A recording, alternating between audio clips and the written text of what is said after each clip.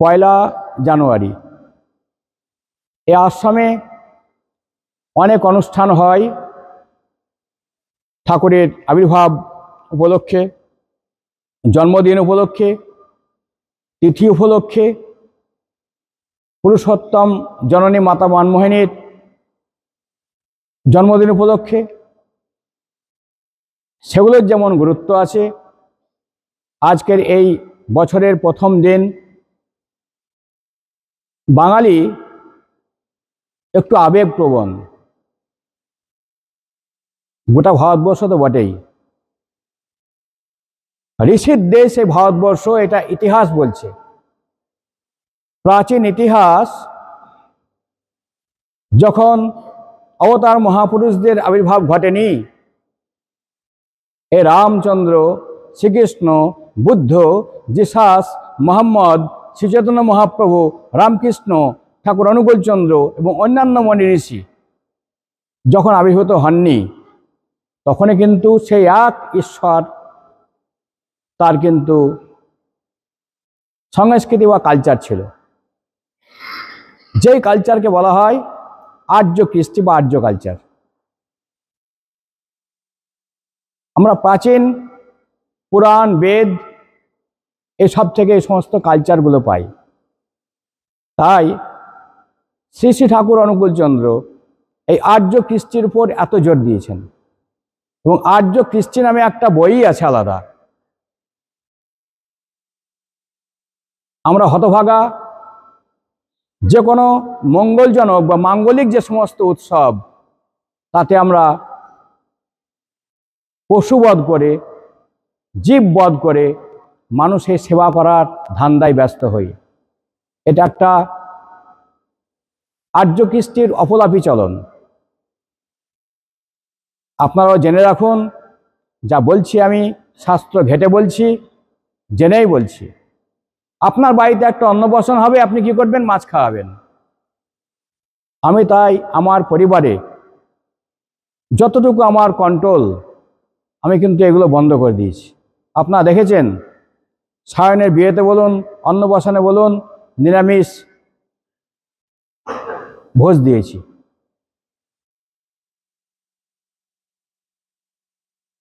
পুরাণে বলছে, যারা পশু পোষে,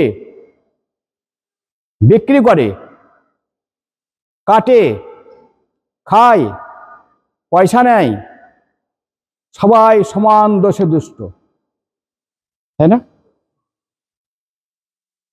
তাহলে আমরা কি কি পুষি? হাঁস, মুরগি, ছাগল, গরু, এগুলো কিন্তু আমরা পুষি। কেন পুষি? হয় কেটে খাওয়ার জন্যে, কিংবা বিক্রি করে পয়সা পাবো। বিক্রি কেন করি? যার যেমন ওজন হয় ভালো করে নেড়ে দেখে। আমরাও দেখতাম আগে ছোটতে, হাঁসটা কত কেজি হবে। একটা খাসি রাস্তায় গেলে দেখতাম মাংসটা কেমন হবে, জাং টাংগুলো ভালো আছে কিনা। কিন্তু আমরা যখন শিখলাম যে কারো প্রাণকে পশুবধ দিয়ে আমাদের সেবা হয় না, শুভ কাজ হয় না, কেননা ঈশ্বর চান না তার কোনো সৃষ্টি আমরা নষ্ট করি, কাউকে আমরা হত্যা করি। কি বলছে? দেবতার উদ্দেশ্যেই হোক আর নিজের স্বার্থ চৈতার্থ করার উদ্দেশ্যেই হোক, পশুবধ করতে যেও না। অসহায়ভাবে তোমাদিগকেও একদিন হত হতে হবে। কিন্তু ঠাকুরের বাণী,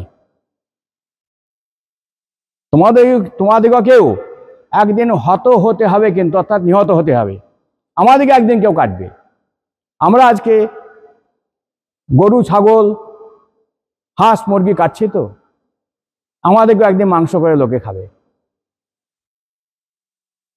মানবিকভাবে আমারই ঈশ্বরের পানন স্পন্দন অনন্ত কোটি ব্রহ্মাণ্ডে যে ভাষাতে বলা হোক, আমি বাংলা ভাষায় বলছি, সংস্কৃতে বললে তার এক ধরনের উচ্চারণ হবে, আরবিতে বললে তার এক ধরনের উচ্চারণ হবে, ইংরাজিতে বললে তার এক ধরনের উচ্চারণ হবে।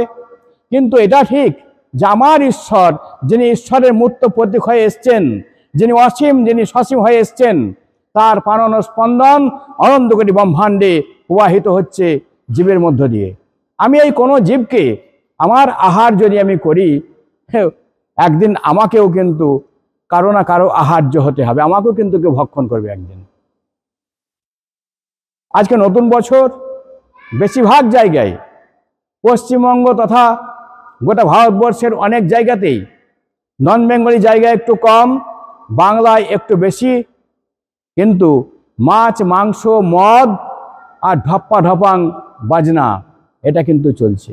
অথচ আমি এই সব অনুষ্ঠানের ভিতর দিয়ে আমি চাইছি জীবনে জিততে, গ্ল্যামারিয়াস হতে চাইছি। আমার গ্ল্যামার দেখুক, আমার কত টাকা আছে, আমি কত মাংস খেতে পারি, আমি কত লোককে খাওয়াতে পারি। কোনোদিন ভেবে দেখলাম না যে আমার পূর্বপুরুষ এই কালচারে কি অভ্যস্ত?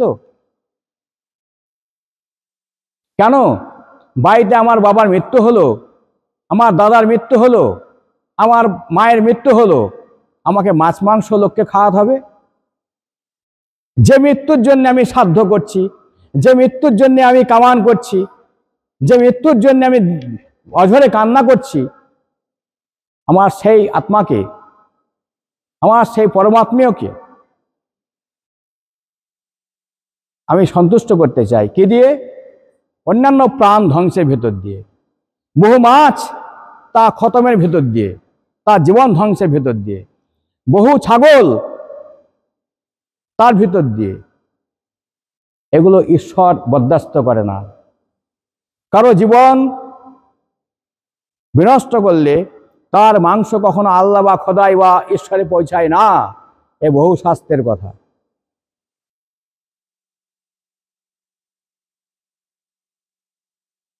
কথা হচ্ছে পরম পুরুষকে আমি মানতেও পারি, না মানতেও পারি। সুনীতি বা সুনিয়ম কাউকে মানতে বাধ্য করে না, মানলে ভালো হয়। ঠাকুর এসে কখনো বলবে না এই তুমি এটা না মানলে তোমাকে এক্ষুনি মারবো, এটা বলবে না। কেননা ঈশ্বর যেমন স্বাধীন, আমরাও কিন্তু ভীষণ স্বাধীন। আমরা খারাপ করতেও পারি, আমরা ভালো করতেও পারি। খারাপ করলে খারাপ ফল পাই, ভালো করলে ভালো ফল পাই। যে মানে তার ভালো হয়। ঈশ্বরই তো পরম বিধি, বিধি ধরে সিদ্ধি পায়। বিধি বিপরীত করলে কিন্তু আসেই বিপদ পাই। আজকে দেখবেন একটা পঞ্চরস ডাকছে গ্রামে, প্রচুর ভিড় করছেন সব গিয়ে। একটা সৎসঙ্গ হচ্ছে, ঠাকুরের কথা হচ্ছে, সেটা মনে ভালো ঠিক লাগছে না। এ আমাদের দোষ নয়, আমরা তেমনতর ব্লাড বা রক্তের মানুষ হতে পারিনি। কেন হতে পারিনি? বিবাহ ব্যবস্থা ভেঙে গেছে। যে যাকে পাচ্ছে সে তাকে বিয়ে করছে। চোখের লোভে, কথার ফাঁসুনিতে, কথার ফুসফুসিতে যে যাকে পাচ্ছে তাকে বিয়ে করছে। আমরা বুঝলাম পরম পুরুষের দরবারে এসে বিয়ে একমাত্র সুকন্যা বা সুপুত্রকে জন্ম দেওয়ার জন্য হওয়া উচিত, নতুবা সে বিয়ে না হওয়া উচিত। বিশ্বাস করুন, ৫,০০০ মানুষে একটা সুকন্যা বা একটা সুপুত্র নাই। একটা সুকন্যা বা একটা সুপুত্র দেখতে গেলে দেখতে হয় যে তার যে জৈব সংস্থিতি বা বায়োলজিক্যাল ফিগার কোথা থেকে পেল, তার বাবা মা কেমন, তার মামার বংশ কেমন, এবং ৭ পুরুষের হিসাব লাগা লাগে। আগেকার দিনে আমাদের ঘটক ছিল, ঘটকরা বলতে পারত কোন ছেলের সঙ্গে কোন মেয়ের সঙ্গে বিয়ে হলে মেয়েটা বিধবা হবে বা মেয়েটা মারা যাবে বা অন্যান্য অমঙ্গল ঘটবে। এটা একটা ঘটক বিজ্ঞান। কিন্তু এখন আমরা তা ভুলে গেছি। একই গোত্রে বিয়ে কোনো মহাপুরুষ মানেনি। সবর্ণে সব গোত্রেতে বিয়ে, সেটাও কিন্তু ভালো নয়। সমান লোহের বিক্ষোভেতে হয় বংশের অপচয়। আমাদের গ্রামে কাশ্যপ গোত্রে বিয়ে হচ্ছে, বিশেষ করে দক্ষিণ পাড়ায়। আমার বলতে কোনো অসুবিধা নাই, ভালো যা ওষুধ দিতে হলেও একটু খেতে হয়। বিশেষ করে দক্ষিণ পাড়ায় এটা হচ্ছে, যার জন্যে ফল যা হওয়ার তাই হচ্ছে। কি হয়,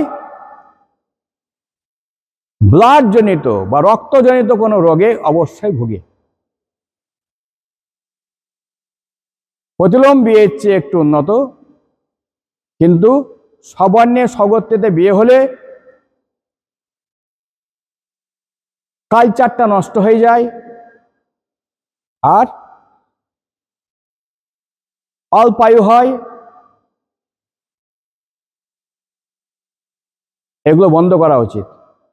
আমরা ঠাকুরের দীক্ষা নিলাম, কিন্তু সন্দেহও করলাম। যারা ঋত্বিক, সব ঋত্বিক ভালো না, বেশিরভাগ ঋত্বিক আমার মতো, কিন্তু কিছু কিছু ভালো ঋত্বিক আছে, তাদের কথাবার্তা শুনলে নিজের মঙ্গল হয়। আরে মশাই স্তুতি করছেন, কোন মহাপুরুষ দেওয়া শেখায়নি? ঠাকুর অনুকূল চন্দ্র কি একা স্তুতি কথা বলেছে? সে অনন্ত কোটি ব্রহ্মাণ্ডের মালিক। রাম কৃষ্ণ বুদ্ধ যিশু মোহাম্মদ রূপায়তম চৈতন্য রামকৃষ্ণ অনুকূলম পূর্বতিনি পুরনম শাশ্বতম বর্তমানম। একটা মানুষ 20 ঘন্টা খাচ্ছে ইনকামের জন্য, পরিবারকে ভালো রাখার জন্যে, ছেলেদেরকে মেয়েদেরকে ভালো রাখার জন্যে, অথচ ভোরবেলায় উঠে 1 ঘন্টা যে অনুষ্ঠান করলে ঠাকুর বলল মেঘনাদের পরাজয় কিন্তু হতো না। নিকুম্ভিলা যজ্ঞে যেদিন মেঘনাদ ভুল করলো সেদিন মেঘনাথের মৃত্যু ঘটল। মেঘনাথ তার পরাজয় ঘটতো না, কিন্তু নিকুম্ভিলা যজ্ঞ করতে তার ভুল হয়েছিল, তাই তার পরাজয় ঘটল। আমি তো মনে করি ঠাকুর বলছে আমার এই ইষ্টভীতি পঞ্চমহাযজ্ঞ নিকুম্ভিলা যজ্ঞের কয়েক হাজার গুণ শক্তিশালী। মানুষ করে না সঠিকভাবে, শোনে না সঠিকভাবে, তাই তার ফল পায় না। ইষ্টভীতি নিখুঁতভাবে অনুষ্ঠিত হলে যমরাজ হেরে যায়, যমরাজ নিতে এসেও তাকে নিতে পারে না।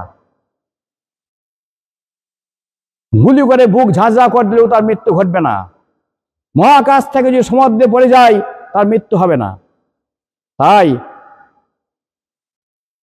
শ্রীকৃষ্ণ অগ্রভাগ দানের কথা বলেছিল, বুদ্ধ বৌদ্ধ ভিক্ষার প্রবর্তন করেছিল, জিসাস চার্চ রেট ব্যবস্থা চালু করেছিল, মোহাম্মদ জাকাত প্রদানের ব্যবস্থা করলো, শ্রীচৈতন্য মহাপ্রভু বৈষ্ণব সেবা বা মাধুকরী চালু করেছিল। শ্রীরামকৃষ্ণ প্রথম ইষ্টভীতির কথা বলে, ও নরেন, নিজে মুখে বললে বাপু অভিমান হয়, আমার কাছে যখন আসিস 1 পয়সার পান আনলেও পারিস বাপু, ইষ্টভীতির ব্যানারে শালা ইষ্টভীতি। সময় সুযোগ পেলেন না, তাই গিরিশের রোগ ক্যান্সার, তাকে নিয়ে পরম দয়াল তো তাকে চলে যেতে হলো। আর চলে যাওয়ার আগে বলল যাবো কি আসবো, এবার কিন্তু পার্শ্বদের সব জ্ঞান দিচ্ছে না গো, আর একবার আসতে হবে বাপু। শ্রীরামকৃষ্ণ এবার যখন আসবো হাতে হুঁকো কলকি থাকবে, দেখবেন শ্রীরামকৃষ্ণ কথা মেতে পড়বেন। এবার যখন আসবো হাতে হুঁকো কলকি থাকবে, ঈশান করে ব্রাহ্মণের ঘরে দেওয়া হবে। শ্রীরামকৃষ্ণে বলা। পরবর্তীকালে আমরা শ্রী শ্রী ঠাকুর অনুকূল চন্দ্রকে পেলাম, তিনিও কিন্তু দেওয়াই শেখালেন। বিগত সমস্ত মহাপুরুষ দেওয়া শিখিয়েছে, ঠাকুরও কিন্তু দেওয়াই শেখালো। আমরা বেকুব লোক, সন্দেহভাজন লোক, আমরা নাম পেয়েও সব ছেড়ে দিলাম, কিন্তু চাই আমরা অগাধ সরকারের বাড়িটা যেন আমরা পাই। গতবার পেয়েছি, গত 2 বার পেয়েছি, আবার যেন পাই। ছেলে মেয়েটা যেন ফার্স্ট ডিভিশনে পাস করে। হিন্দুদের ভক্তি দেওয়া ঠেওয়া নিয়ে ভক্তি। মুসলমানরা আজকে এত একজোট কেন? নামাজটা তারা করে, নামাজ হলে আজান হলে আমরা যত বড় বক্তা হই আমাদেরকে স্টপ করে দেয়। এটা ভালো লাগে আমার, আমাকে একটু থামো, নামাজ হচ্ছে। আমাদের হিন্দুরা আহ্বানী দিলে না একটু 1 মিনিটের জন্য ঠাকুরকে ডাকি, এই মানসিকতা কিন্তু কারো নাই। যে যত পাচ্ছে ওই শালা ও করুগা, আমরা বাজাবো, এ হচ্ছে নেচার। কেননা বহুদেবতা আর বহুদেবীর ভক্ত। একজন গণেশের ভক্ত, আরেকজন কালীর ভক্ত, আরেকজন মা লক্ষ্মীর ভক্ত, সব কিন্তু ধান্দা নিয়ে। পরম পুরুষ বুঝে সুঝে বানিয়ে দিলেন, দেবতার পায়ে মাথা ঠুকে ফাঁকিতে চাষ বাগাতে মাল, দেবতা কি তোর অতই বেকুব, ফাঁকি দেখো নয় সামাল। সব জায়গায় দেওয়া নেওয়ার একটা ব্যাপার আছে। আপনি যার কাছে যান দেখবেন, মা গো অমুক কর দিও, তমুক দেব, বাবা গো অমুক যদি হয় তমুক দেব। আমাদের বুদ্ধি হলো না, যিনি অনন্ত কোটি ব্রহ্মাণ্ডের মালিক তাকে আমার দেওয়ার কি আছে? দিলে যাকে দিচ্ছি তার প্রতি আমার মায়া গজায়, আর মায়া গাঢ় হয়ে টান হয়, টান গাঢ় হয়ে ভক্তি শুরু হলো, ভক্তি গাঢ় হয়ে, ভক্তির গাঢ়ত্ব প্রেম, প্রেম শুরু হলো, প্রেমের গাঢ়ত্ব সমাধিস্থ অবস্থা, সমাধিস্থ অবস্থার গাঢ়ত্ব মহাচেতন সম্মোত্থান। তখন আমিও নাই সেও নাই, ভক্ত ভগবানে মিলেমিশে একাকার হয়ে যায়। কিন্তু বেকুব মানুষ, অজান মানুষ, অবিশ্বাস ভিতরে থাকার জন্যে ভালো মানুষকে চিনতে পারে না, ভালো মানুষের কথা তাদের ভালো লাগে না। পরিণামে যা পাওয়ার তাই পায়। যখন খুব থেকে যায় আর কেউ পাচ্ছে না, তখন তার কাছে গিয়ে বলে এটা একটু করলে ভালো হতো। আমাদের মধ্যে অসীম শক্তি, আমরা কেউ শক্তি হারা না, কিন্তু চাইলাম না কেন? মুসলমানদের শুধু সুনাম করছে তা না, ইসলাম মানে শান্তি। আজকে তারা অশান্তির আবহাওয়া সৃষ্টি করেছে। কারা? তারা কিন্তু মুসলমান না, তো তারা অমুসলমান। যারা রোজা, নামাজ, কলেমা, জাকাত, হজ করে না, সেই সমস্ত মুসলমান। জঙ্গি গোষ্ঠী, নেচ্ছর দল, যা লুটে পুটে খেতে চায়, যারা একটা সম্প্রদায়কে নিধন করে খেতে চায়, ঐশ্বর্য কৌতলগত করতে চায়, পরের মেয়েকে হনন করতে চায়, তারা ইসলাম না তো, ইসলাম শান্তির দূত না তো, তারা অশান্তির দূত। নবী সাহেব তাকে কিন্তু আমরা মুসলমানের অবতার বানিয়ে ফেললাম, এটা আমাদের চরম ভুল। আজকে যেমন ঠিক শ্রীরামচন্দ্রকে কোনো একটা দলের অবতার বানিয়ে ফেলছি আমরাই। কেননা জয় শ্রীরাম বলতে আমাদের অসুবিধা কোথায়? রামচন্দ্র আমাদের অবতার, শ্রীকৃষ্ণ আমাদের অবতার, নবী সাহেব আমাদের অবতার। আমরা মুসলমানকে দান করে দিলাম, না বুঝে না জেনে। যখন কোনো মহাপুরুষ, যখন কোনো প্রফেট, যখন কোনো অবতার মহাপুরুষ আবির্ভাব ঘটে, তিনি কিন্তু সবার জন্যে আসেন, তিনি কিন্তু একটা খড়কুটোর জন্যও আসেন, ওই পিপিলিকা তার জন্যও আসেন, ওই যে কত ফুট পাতালের নিচে যে বাস করছে, যার শব্দ শোনা যায় না, তারও নুপুরের শব্দ কিন্তু ঠাকুর শুনতে পায়। ঈশ্বরের মূর্ত প্রতীক যিনি, তিনি বলছেন, সোনমণি, ওই যে পাতালের নিচে পিপিলিকা, তাহার নুপুরের আওয়াজ শুনেছ? রিমিকি ঝিমিকি রিমিকি ঝিমিকি রিমিকি ঝিমিকি বাজে, তুমি শুনেছ? আমি কিন্তু শুনতে পাই। আমরা হতভাগার দল, অবতার মহাপুরুষদের মধ্যে আমরা ভেদ সৃষ্টি করছি। মুসলমানরা যদি নবী সাহেবকে আজকে ব্ল্যাকিশ করে, কলঙ্কিত করে, আমাদের উচিত রুখে দাঁড়ানো। আমরা কেন হাইকোর্টে যাই না, কেন কোর্টে যাই না, যে নবী সাহেব এগুলো বলেনি, নবী সাহেব এগুলো করতে পারেনি, নবী সাহেব শান্তি চেয়েছে, নবী সাহেব প্রেমের অবতার ছিল, আমরা কিন্তু বললাম না। তার পরিণামে আজকে মুসলমানের তকমা পড়ে যে কাণ্ডগুলো করছে, তা কিন্তু মুসলমান নয়, তারা অমুসলমান। আজকে দেখুন, দুবাই যান, দুবাইয়ে গিয়ে দেখবেন সুন্দর একটা শিব মন্দির করেছে, তাতে প্রচুর সোনা লাগানো। আপনার হিম্মত নাই কোনো মেয়ের গায়ে হাত দিবেন, কোনো মেয়েকে অপহরণ করবেন। জাতি ধর্ম নির্বিশেষে হিন্দুরা খুব আরামে আছে, শান্তিতে আছে। প্রকৃত ইসলামের মূর্তি যদি বুঝতে হয়, আপনাকে সৌদি আরব যেতে হবে, আপনাকে দুবাই যেতে হবে, অরিজিনাল যে সমস্ত মুসলিম কান্ট্রি সেখানে যেতে হবে। আমরা হিন্দুরাই সবচেয়ে বেশি বদমাইশ। ইচ্ছা মাফিক ভজলি গুরু হতে মানুষ হলি গরু। আমরা কি করব, কি আমাদের চাহিদা, কেমন করে চলতে হবে, আমরা শিখলাম না। অবতার মহাপুরুষকে ধরলাম না, তার কথা অগ্রাহ্য করলাম, আর তার ফলে যা ঘটার তাই ঘটছে। এখনও যদি আমরা শান্তি চাই, নিয়ত প্রার্থনা, নাম ধ্যান, আর্য সন্ধ্যা এগুলো করা, আর এগুলোর ভেতর দিয়ে একত্রিত হওয়া, ইউনাইটেড হওয়া। কিসের বিরুদ্ধে? মুসলমানের বিরুদ্ধে নয়, জৈনর বিরুদ্ধে নয়, খ্রিস্টানদের বিরুদ্ধে নয়, অধর্মের বিরুদ্ধে। আমরা কারো বিরুদ্ধে নই, আমরা অধর্মের বিরুদ্ধে। এই অবতার মহাপুরুষদের মধ্যে কোনো ভেদ নেই, কেউ কারো কখনো কোনো নিন্দা করেনি। আমরাই অবতার মহাপুরুষদের মধ্যে ভেদ নিয়ে এলাম, তাই আজকে এই সমস্ত ঘটনা ঘটছে।